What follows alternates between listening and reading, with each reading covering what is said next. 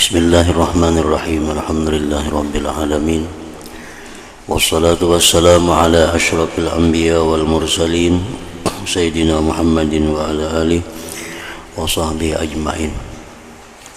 Pasal kedua pada menyebutkan beberapa karamat wali-wali dan keistimewaan mereka. Adapun karamat mereka maka telah lalu pembicaraannya. Adapun al-mawahib maka ia adalah jamak daripada mauhibah, yaitulah perkara yang tidak sampai ke tahap mencarik adat, namun perkara tersebut masih dianggap sesuatu yang agak ganjil juga pada adat. Ia merupakan suatu keistimewaan yang diberi oleh Allah kepada sebahagian manusia, sama ada dia wali atau tidak. Itu disebut mawahib. Boleh juga disebut dengan maunah.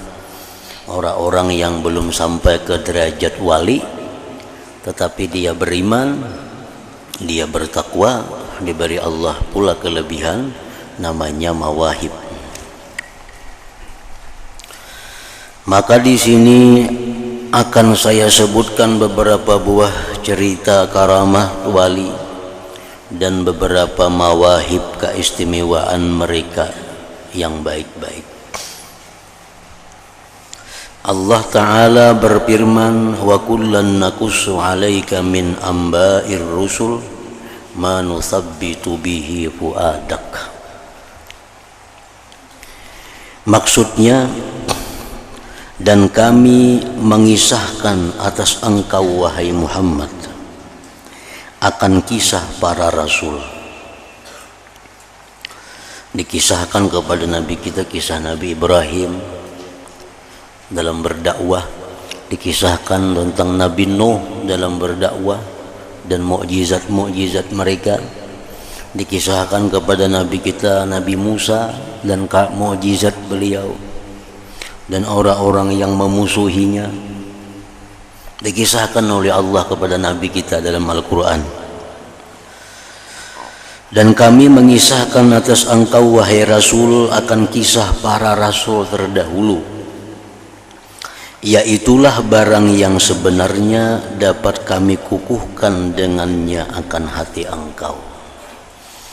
Artinya Allah mengisahkan itu kepada Nabi kita agar hati Nabi kita ini tambah kuat dalam menyampaikan risalah Allah.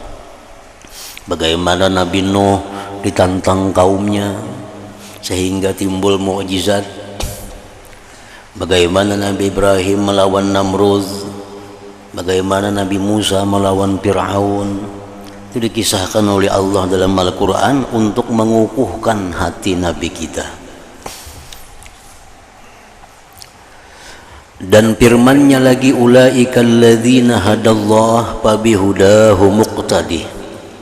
Maksudnya, dan mereka itulah orang-orang yang telah diberi petunjuk oleh Allah Ta'ala, maka hendaklah engkau mengikuti petunjuk yang ada pada mereka. Dan telah sampai riwayat kepada kami daripada Imam At-Tirmidzi rahimahullah ta'ala, beliau meriwayatkan dengan sanadnya daripada Abu Sa'id Al-Khudri radhiyallahu anhu daripada Rasulullah sallallahu alaihi wasallam, baginda bersabda, la yashba'al mu'min min khairin yasma'uhu hatta yakuna muntahahul jannah. Artinya orang yang beriman itu tidak akan bosan mendengar kebaikan sehingga ia masuk ke dalam surga. Jadi tujuan pengarang ini mengisahkan kepada kita karamat-karamat wali, mawahib-mawahib yang diberikan Allah kepada mereka, itu adalah untuk mengukuhkan hati kita tentang kebenaran mereka, dan diharapkan ada keinginan, ada semangat dalam hati untuk mencontoh amaliyah-amaliyah perbuatan mereka itu.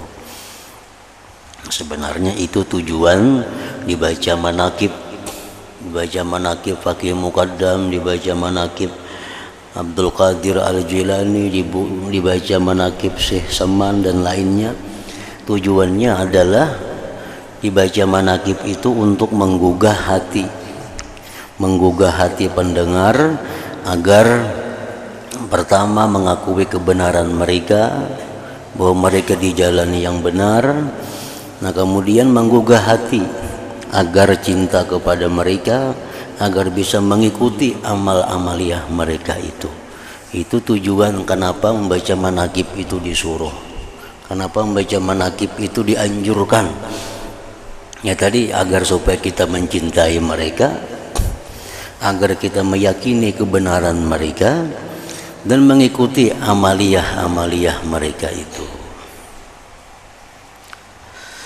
Hikayat pertama, karamat atau keistimewaan Umar bin Hani. Imam At-Tirmidzi rahimahullah ta'ala ada meriwayatkan bahwasanya Umar bin Hani sembahyang setiap hari sebanyak 1000 rakaat,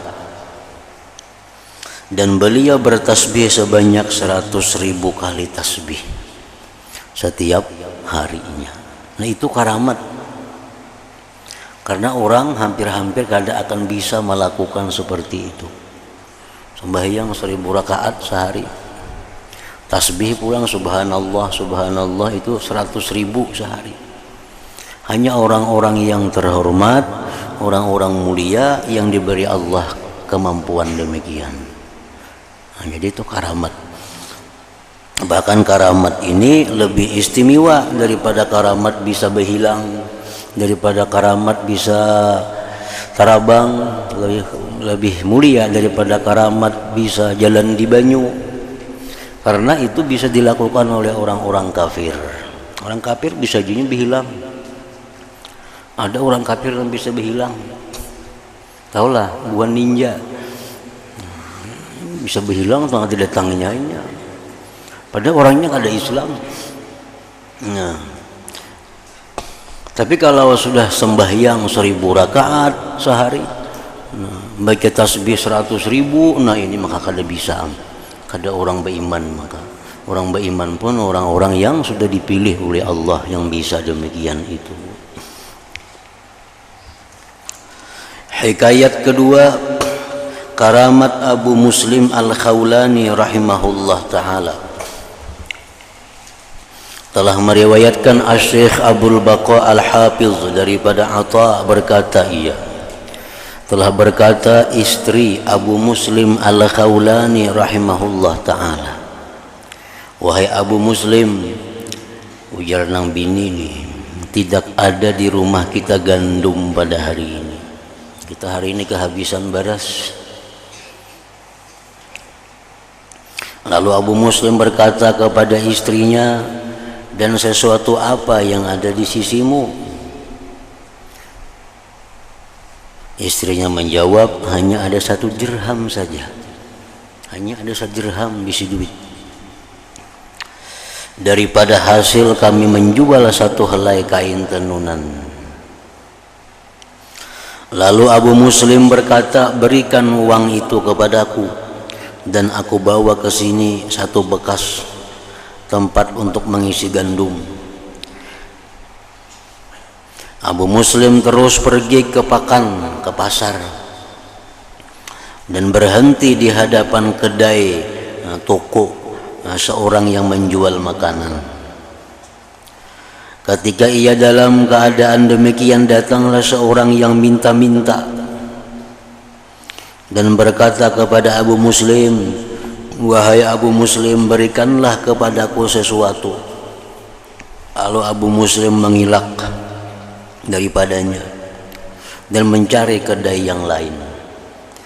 Tetapi orang yang meminta sedekah tadi terus mengikutinya dan seolah-olah memaksanya untuk memberi sesuatu kepadanya. Ketika peminta sedekah tadi mendesaknya, Abu Muslim memberikan uang yang 1 dirham tadi kepadanya. Kemudian Abu Muslim berpikir, apa yang akan dibawa balik ke rumahnya. Lalu ia pergi ke tempat longgokan sampah kayu.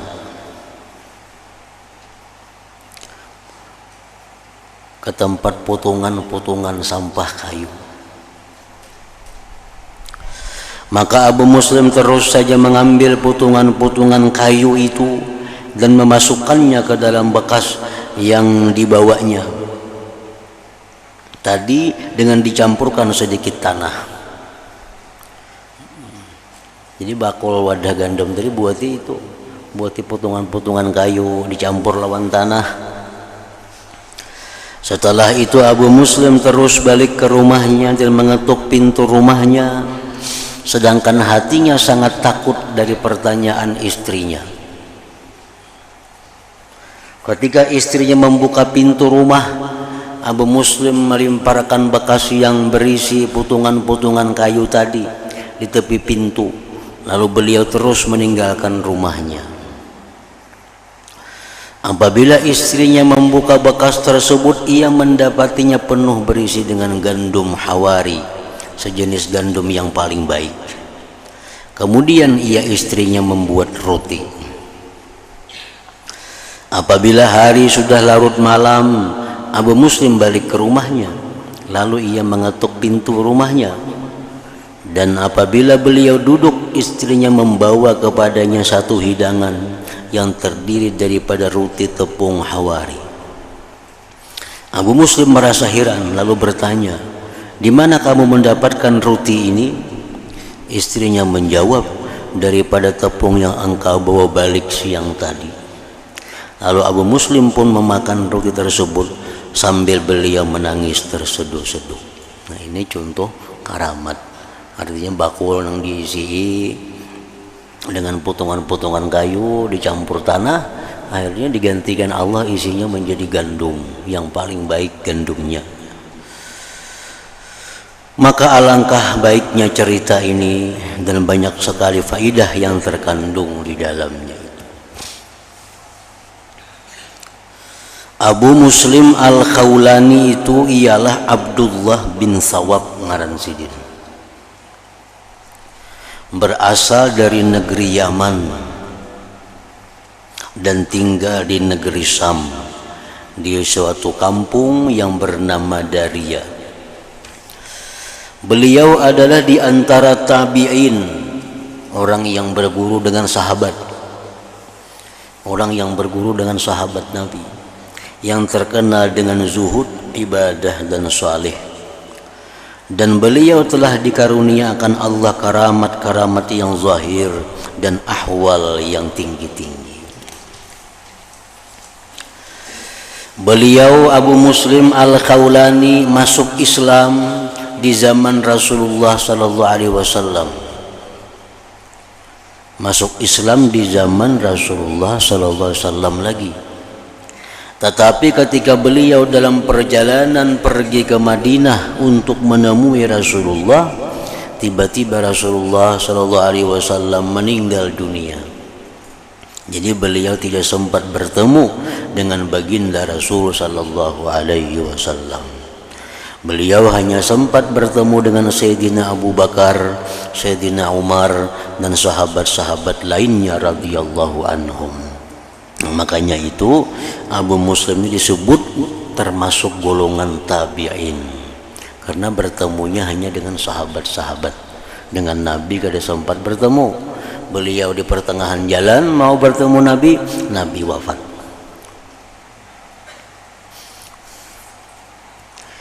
Hikayat ketiga dan di antara karamat Abu Muslim Al-Khawlani rahimahullah ta'ala, dan di antara karamat Abu Muslim lagi ialah apa yang telah diriwayatkan oleh Imam Ahmad bin Hanbal radhiyallahu ta'ala anhu dalam kitab Zuhud, bahwasanya Abu Muslim rahimahullah ta'ala melalui sungai Dajlah. Sedangkan sungai Dajlah ketika itu sangat deras airnya yang dapat menghanyutkan segala kayu yang dilimparkan ke dalamnya. Lalu Abu Muslim dengan begitu senang berjalan di atas air yang deras bersama dengan sahabat-sahabatnya, sambil beliau bertanya kepada mereka, adakah kamu kehilangan sesuatu dalam masa kita menyeberang ini? Maka perlu kita berdoa kepada Allah Ta'ala untuk mendapatkannya. Jadi beliau artinya dengan sahabat murid-muridnya berjalan di sungai Dajlah itu tanpa ada gangguan, halangan sedikit jua pun. Dan di dalam riwayat yang lain pula disebutkan bahwasanya Abu Muslim berdiri di tepi sungai Dajlah, lalu beliau memuji Allah dan menyebut pemberian Allah dan segala nikmatnya. Dan beliau juga menyebutkan bagaimana Bani Israel di zaman dahulu dapat melintasi Laut Merah ketika dikepung oleh Fir'aun dan tentaranya. Nah, setelah itu beliau pun mengarahkan kudanya untuk terus menyeberangi sungai Dajlah dan terus diikuti oleh sahabat-sahabatnya sehingga mereka dapat semua menyeberang dengan selamat. Artinya sebelum menyeberang sungai Dajlah, Abu Muslim ini bertawassul kepada Allah. Bertawassul dengan apa? Nah, pertama dengan nikmat-nikmat Allah. Sigin sebut satu persatu nikmat yang diberikan Allah. Lalu sigin sebut lagi tentang bagaimana Allah memberikan kemuliaan kepada Bani Israel sehingga bisa menyeberang Lautan Merah dengan selamat. Nah, saat itu pula Abu Muslim minta kepada Allah agar beliau dan sahabatnya bisa menyeberang sungai Dajlah itu. Hikayat keempat dan di antara karamat Abu Muslim Al-Khawlani rahimahullah ta'ala, Imam Ahmad bin Hanbal rahimahullah ta'ala telah meriwayatkan bahwasanya Abu Muslim pernah berada di negeri Rum. Lalu pihak pemimpin tentara Islam menghantar satu kumpulan tentara, dan ia telah menentukan satu waktu yang tentara itu akan sampai ke sisi Abu Muslim. Tetapi tentara itu terlambat sampai daripada masa yang telah dirancangkan. Maka Abu Muslim merasa gelisah dengan keliwatan tentara tersebut. Kenapa jam sekarang sudah belum datang jauh pasukan lagi? Maka ketika itu beliau sedang berwudu di tepi sebuah sungai. Hati beliau begitu gelisah sekali. Tiba-tiba hinggap seekor burung gagak di atas sebuah pokok yang berhampiran dengan beliau.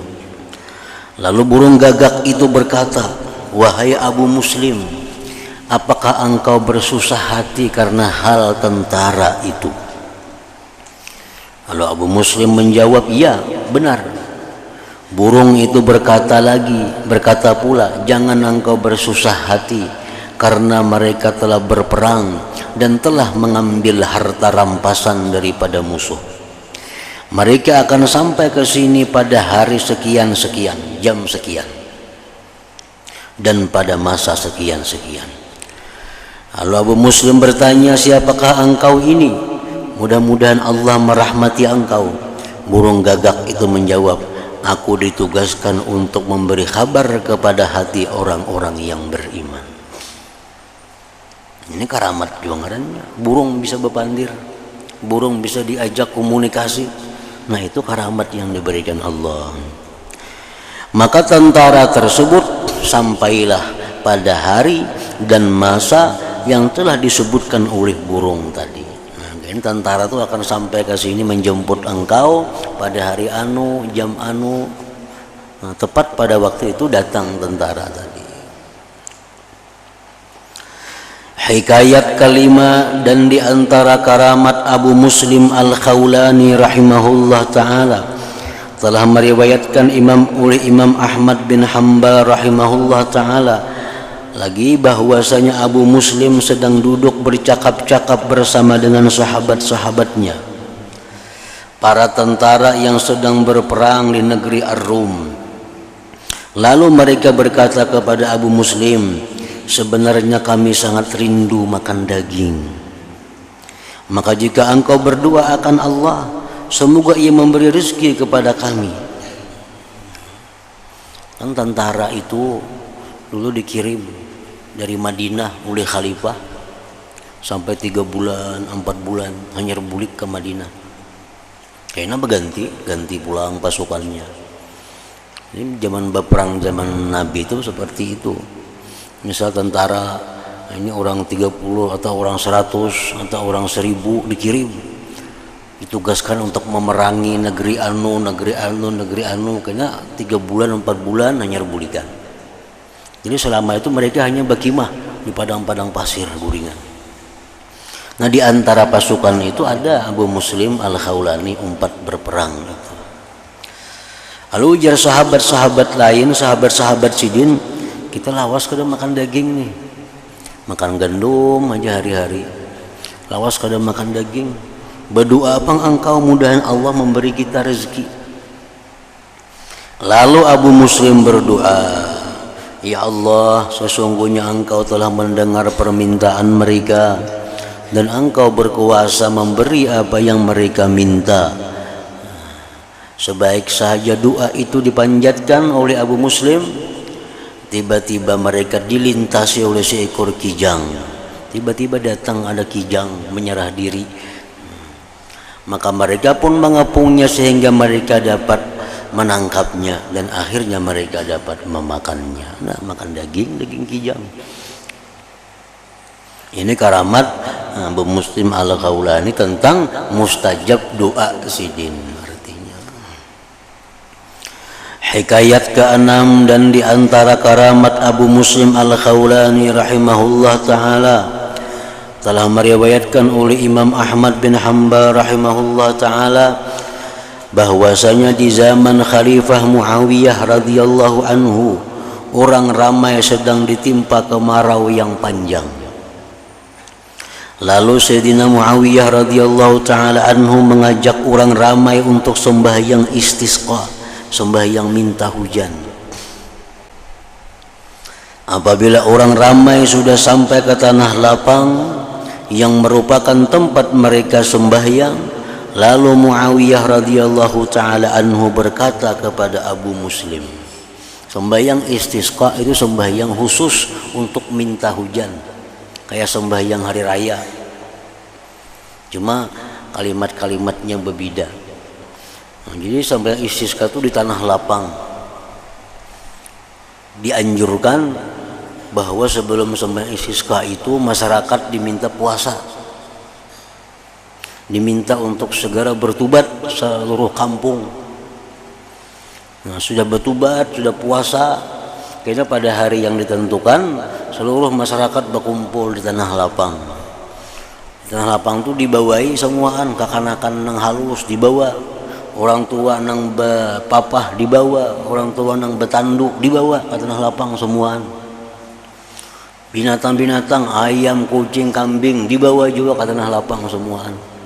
Nah, manusia berkumpul di situ sembahyang minta hujan. Artinya menampakkan kepada Allah, walaupun Allah tahu, tapi dinampakkan. Nang tua rentak dibawa ke lapangan, kekanakan bayi nang menangis kuciakan dibawa ke lapangan, kambing ayam kelaparan dibawa juga ke lapangan, menampakkan kefakiran kepada Allah. Lalu sembahyang di situ minta hujan. Nah, di zaman Muawiyah menjadi khalifah, terjadi kemarau panjang. Apabila orang ramai sudah sampai ke tanah lapang yang merupakan tempat mereka sembahyang, lalu Muawiyah radhiyallahu taala anhu berkata kepada Abu Muslim, engkau telah melihat keadaan mereka yang sangat buruk sekali, maka berdoalah akan Allah untuk mereka. Lalu Abu Muslim menjawab, apakah saya yang akan berdoa? Sedangkan saya adalah orang yang sangat taksir. Kemudian beliau berdiri dan ketika itu beliau memakai kupiah. Lalu beliau meninggalkan kupiahnya dengan daripada kepalanya karena menunjukkan rasa kerendahan diri yang bersangatan, dan mengangkat kedua belah tangannya sambil berdoa, Allahumma inna nastamtiru wa qad ji'tu ilaika bizunubi fala tukhayyibni. Artinya, ya Allah, sesungguhnya kami datang ke sini untuk meminta hujan daripada Engkau, dan aku telah datang kepadamu membawa seluruh dosa-dosaku. Maka ya Allah, jangan Engkau putuskan harapanku.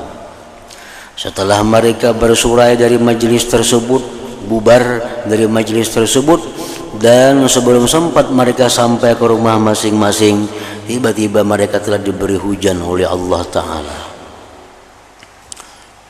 Belum sampai ke rumah lagi bulikan, sudah dihujani oleh Allah.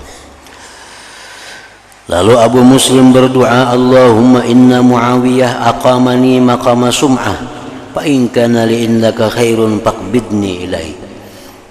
Artinya, ya Allah, sesungguhnya Sayyidina Muawiyah telah meletakkan aku di tempat yang boleh membawa kepada riya dan sum'ah. Ya Allah, jika ada kebaikan untukku di sisimu, maka cabutlah nyawaku. Ini kan terkenal nih, Abu Muslim berdoa hujan hari.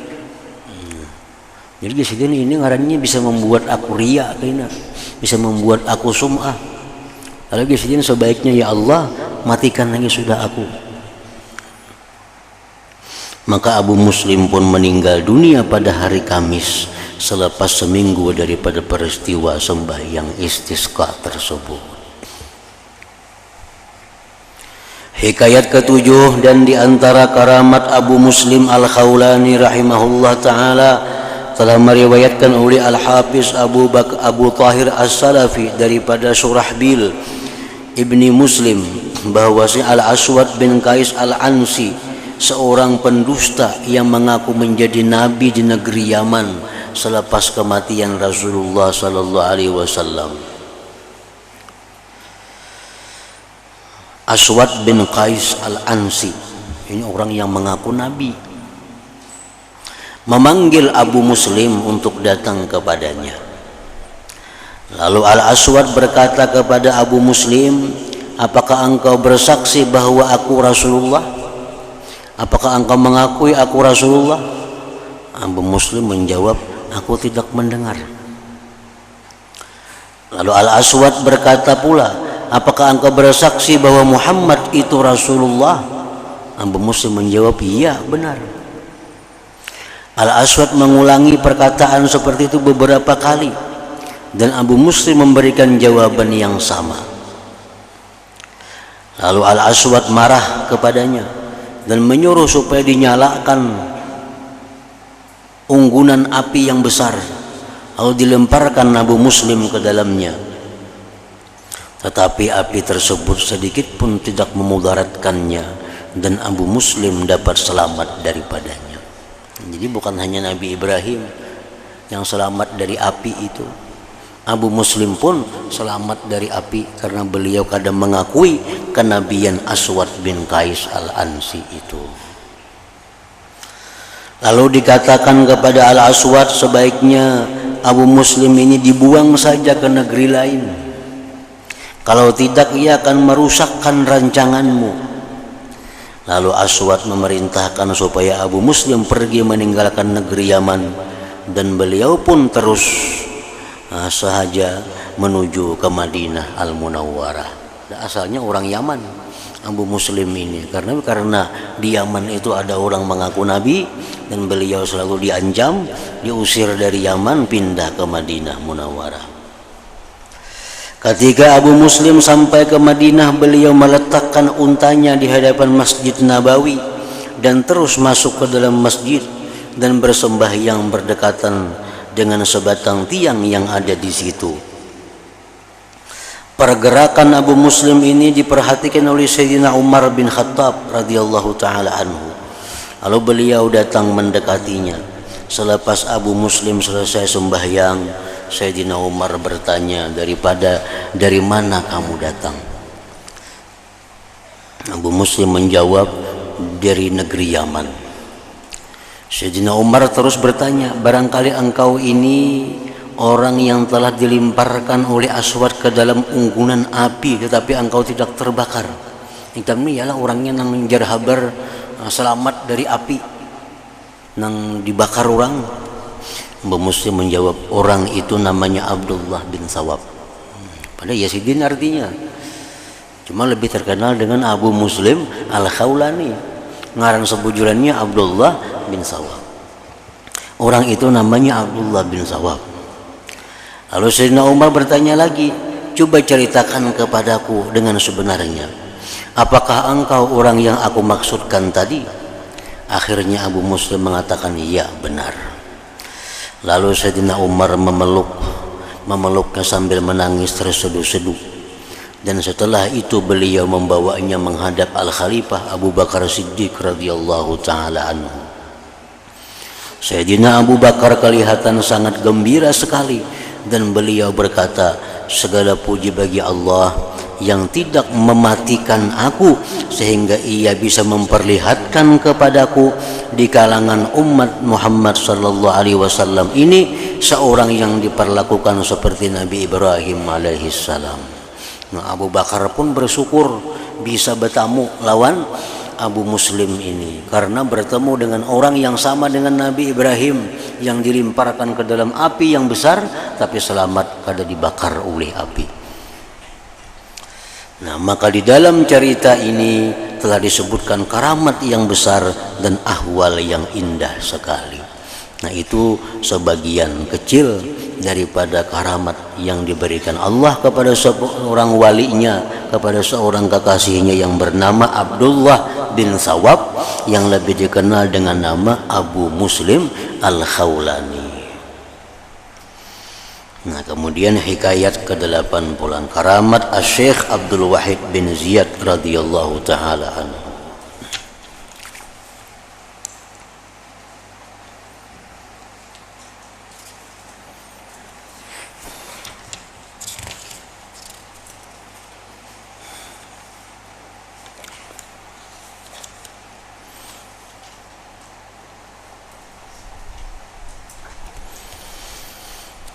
حضرة النبي صلى الله عليه وسلم الفاتحة